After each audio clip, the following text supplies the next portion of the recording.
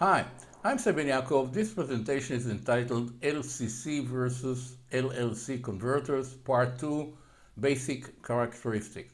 This is the second part of a two-part sequence. The first part is also posted at my Ben-Yaakov YouTube channel.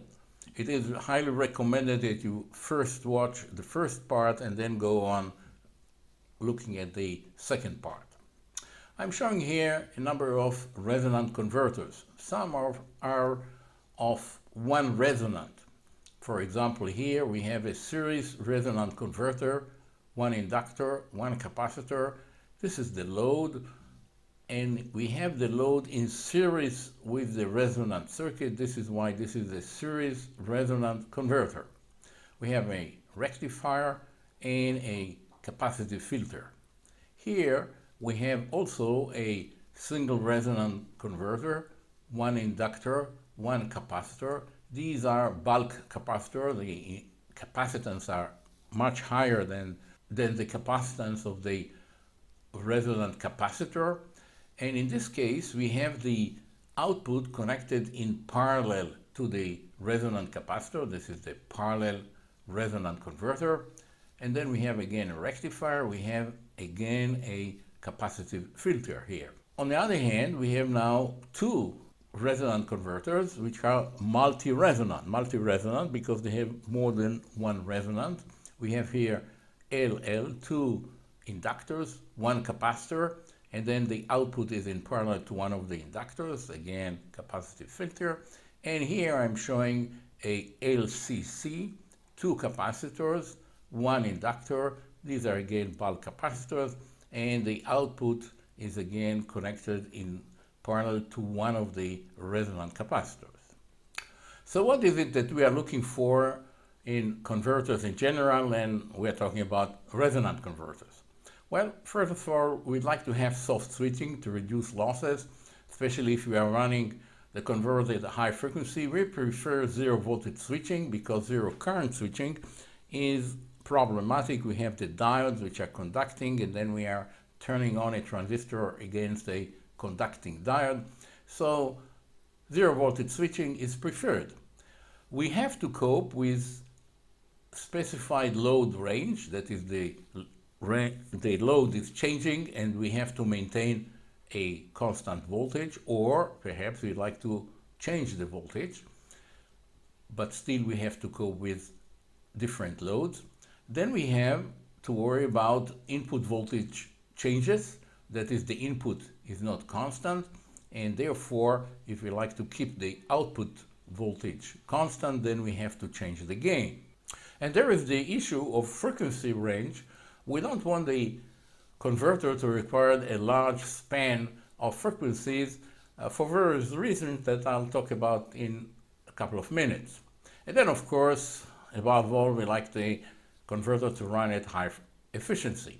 I'm showing here the response, a typical response of this is the series resonant converter. We have the load in series with the resonant network. This is a single resonant. And we see here that the gain between the input and this point, and here we have actually a equivalent load which represent the rectifier and the actual DC load. Then the gain between here and here is a function of frequency. Q represents the load, the effective load that we have here, defined by Z over RAC. Z is the characteristic impedance, square root of LRCR, and RAC again is this representing load for the nonlinear load. Please see the first part of this video sequence. So let's talk about soft switching. Soft switching is obtained by having a current which is lagging after the voltage. I'm talking about the input voltage and the input current. And for that, we would like to work in a region in which the phase of the current is lagging. This is actually the phase of the voltage, so I've put here a minus for the phase of the current. So this will be the region that we like to work at. This is frequency. This is phase of the current with the minus here. And we see that we get the lagging behavior when we are at the frequencies which are above resonant. These are different loads. Here are the peak, these are the resonant. This is the parallel resonant converter. Really doesn't matter. The point is that above resonant we are having a lagging current which will provide us with zero voltage switching. So this is one target that we are after. And then the question of coping with the specified load range. This means that suppose we have a load which is defined by this Q here, and then it is changing, say, to this Q here, and we like to maintain the same voltage at the output, and assuming that the same input voltage is maintained, then of course we have to change the frequency, because if we'll keep the frequency, like suppose this was the initial point, Q is changing, say to Q5, then the gain drops. In order to maintain the same gain, we have to reduce the frequency in this case. And then the same thing goes for the input voltage.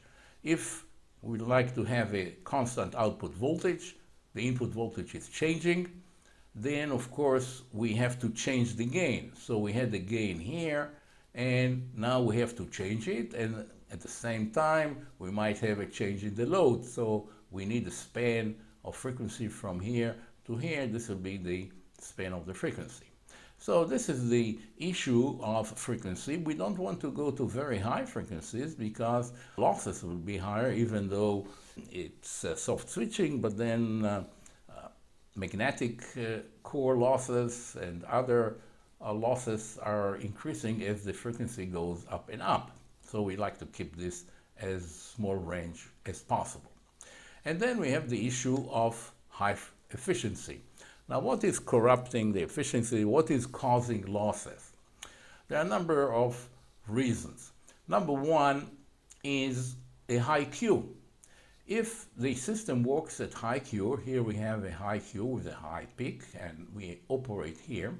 High Q means that you have a lot of reactive power circulating in the system. That is, there's a lot of current circulating. That is, you're going to have a large phase shift between the voltage and the current and the input. And of course, the RMS current then, as compared to the DC that you need, is becoming larger. So this is one reason we don't want to work with very high Qs. Another point is the shape of the current. Now, in the case of a, say, LCC converter, the parallel converter, with a capacitive filter at the output, we're going to have a chopping of the current. The reason is that once this capacitor is charged, there has a voltage on it, current will flow only when the voltage across this capacitor is high enough, and therefore we'll have a sort of a peaking current, and obviously the RMS of this current is much higher, and therefore the expected losses due to the parasitic resistances, etc., are larger. So there are a number of reasons that the RMS current will be higher, and we like to keep it as low as possible. So if we compare now the regular or one resonant series resonant converter to the parallel resonant converter, here is the series resonant, the load is in series, this is parallel, again this is a single resonant, these are bulk capacitors. If we compare these two, here we have the two gains. Now, in general, it looks just about the same, but there is a difference. And the difference being that the gain of the series resonant, this is the gain from here to here, is at maximum 1. And the reason is that at resonant, the reactive elements are sort of canceling, the reactances are canceling each other, and we have here the same voltage as the excitation here. So therefore, or here I should say, and therefore the maximum gain is 1. On the other hand, with the parallel resonant converter, the voltage across the capacitor at resonant, when we have resonant, there's a high current flowing here, and a high voltage can develop here. So therefore we can have a voltage which is higher than the excitation here, and then rectified, and this is why we see here gains which are larger than 1. So this will be one major difference. But as far as the frequency range, there isn't much difference between the two. One way to improve the performance, and in particular to reduce the range of frequency that is needed, is to use a multi-resonant converter. So I'm showing here now the LLC converter. It's a resonant converter. We're now in parallel to one of the inductors. Again, we have a capacitive filter, and as a result, we have sort of an equivalent circuit that looks like this. These are the two inductors. There is a capacitor, and our RAC, this is the resistor which represents the load, is in parallel to, if we look at this circuit, there are actually two resonants here. There is one resonant, which is the whole line here, that is this capacitor with these two inductors, and the angular frequency here, resonant frequency, is shown here, total L times CR square root 1 over this thing. And then we can have high gain here, because if current is flowing here close to resonant, the voltage here on the reactive element could be very high, so therefore we are going to have a high gain. So this is the performance when we are at frequencies which are close to the resonant in this line. But then there is another resonant frequency when we are approaching a frequency at which these two reactances are canceling each other. That is, omega is 1 over square root of LRCR. These are these two elements. Now again, similar to what I've said before, if we are at this particular resonant point, the gain between this point and this point is 1. So here it is. This is another resonant. This resonance is at a higher frequency because LR is of course smaller than the sum of these. So we have done then two resonant. Now obviously as we move over the frequency, we sort of have a combined line. We'll see it in a minute. And as a result, we are going to sort of change the characteristics of the basic single resonant converter. Now what happens with the LCC? In this case, we have two capacitors, one inductor, again these are bulk capacitor, and this is the equivalent circuit. Again, we have two resonants. This line here, and then when we are approaching the frequency of 1 over CSLR, this frequency. Now, as we are at this frequency, well, this resonance between these two elements, then the gain again is 1, and then for the whole line here, we have another resonance, which is here, and then of course we see that these two capacitors in series. Now, two capacitors in series have a lower capacitance than each of them, and therefore this frequency now, the high gain, is on this side. That is at a higher frequency. So it's kind of flipped over than the LLC, and it has some implication we'll be talking about in a while.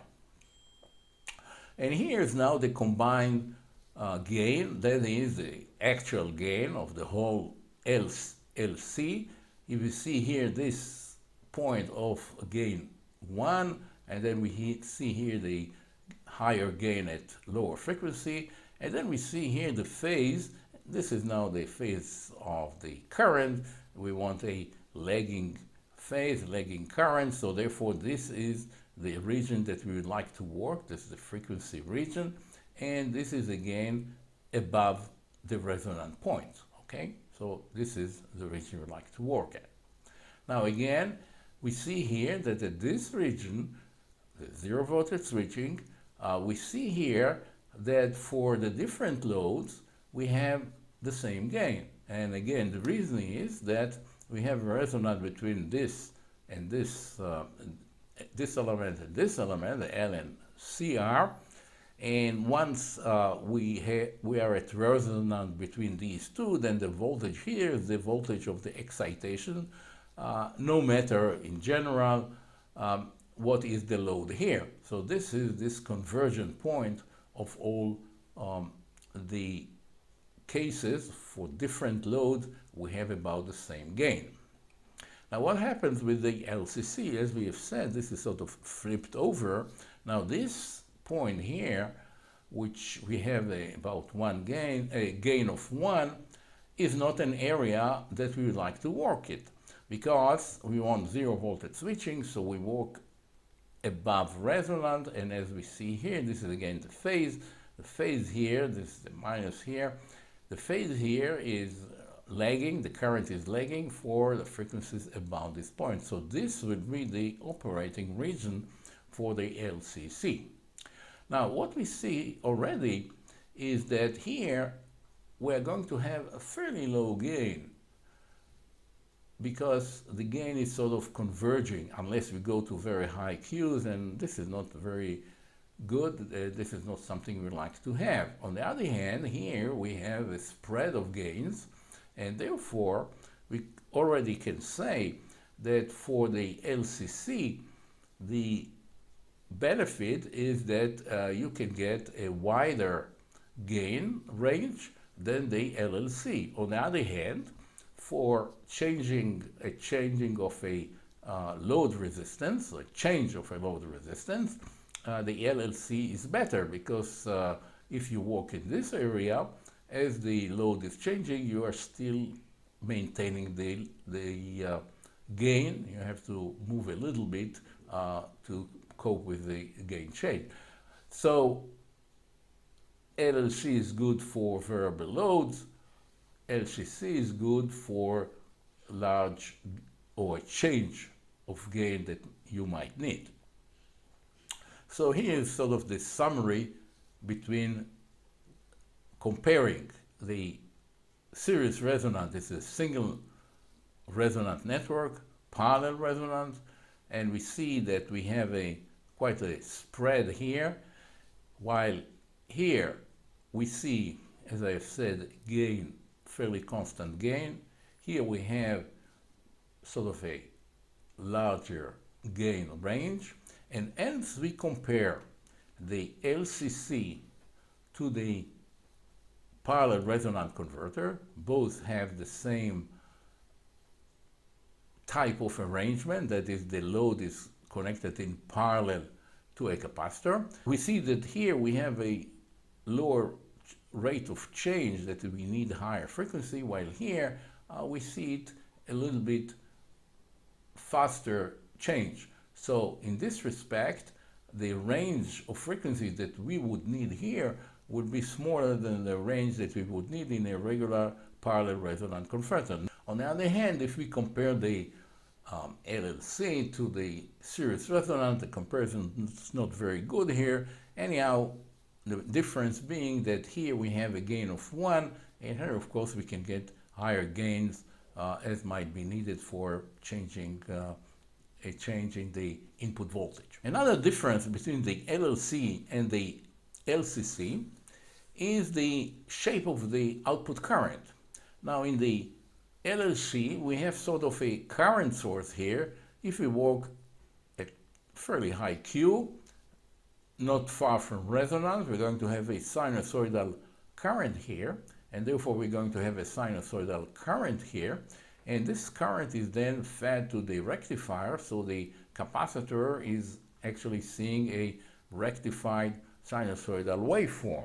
So the shape here is sinusoidal. On the other hand, as I've already mentioned, in the case of the LCC, we are in parallel to this capacitor. This is again sort of a voltage source or clamping voltage, so that only after the voltage on this resonant capacitor is exceeding the reflected output voltage, only then we're going to have a current. So there is a difference in this waveform, and of course the RMS here is much higher. You can improve it pretty much. In this case, I'm showing a parallel resonant converter with a single resonant network, but it'll be equally correct for the LCC if we replace the capacitive filter with an LC filter. Now, if this inductor is fairly large, we're going to have just about a constant current here, and therefore we are going to reflect a constant current to the primary, and due to the operation of the diode, we're going to see a plus-minus square wave of a current here, which of course has the lowest RMS value possible. So this LC filter is a very good addition to the parallel resonant converters, either with a single resonant or LCC, but of course the expense here is an additional filter inductor. There's another issue which sometimes could be of importance, and that is the question of parasitic parameters or elements of the transformer, and I'm now referring to the capacitance. Each transformer has a interwinding capacitor. I'm talking about the interwinding capacitance, not the capacitance between the primary and secondary, but the interwinding. And then when reflected to the primary here, and if we are talking about a step-up converter, that is a converter that has to have a high voltage at the output, then the conversion will be, the reflection will be C times N squared. So if this is a high voltage, N will be high, a large number, and therefore you're going to have a large capacitor here. Now this, in the case of LLC, it's going to sort of mess up the operation. Well, it'll operate, but it might enter certain undesired modes, and certainly it's not behaving like a pure LLC.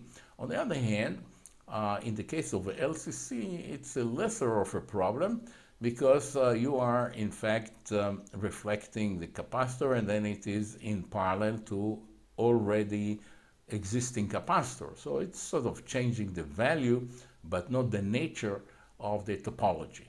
And the same thing goes, of course, in the case of that I've shown earlier with a inductive load. This doesn't make any difference. Here's the capacitance, which is reflected to the primary. So this is another advantage of the LCC, which could be very beneficial at very high output voltages, for example, for applications like X-rays and other applications. So let's sort of summarize the differences between the LLC and the LCC. As far as the gain range, LCC is the upper hand, it's better. As far as load range, LLC is a bit better. As far as the output current, LLC is better because we have a sinusoidal waveform at the output.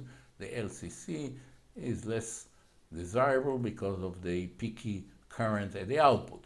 And then parasitic capacitance, we can absorb it here in the LCC and not here. Now, the transformer, usually in the LCC, we're going to have a reed transformer. That is not a transformer which is kind of integrated and trying to include the parallel inductor within the transformer, which then might give rise to leakage inductances, etc. So LCC is going to be a very nice transformer and with lower leakages than the LLC that we are usually trying to combine both the transformer and the inductor. And then, of course, the end result is that for high voltage, LCC is probably much better than the LLC. So this brings me to the end of this presentation. I thank you very much for your attention. I hope you found it interesting and perhaps it will be useful to you in the future. Thank you very much.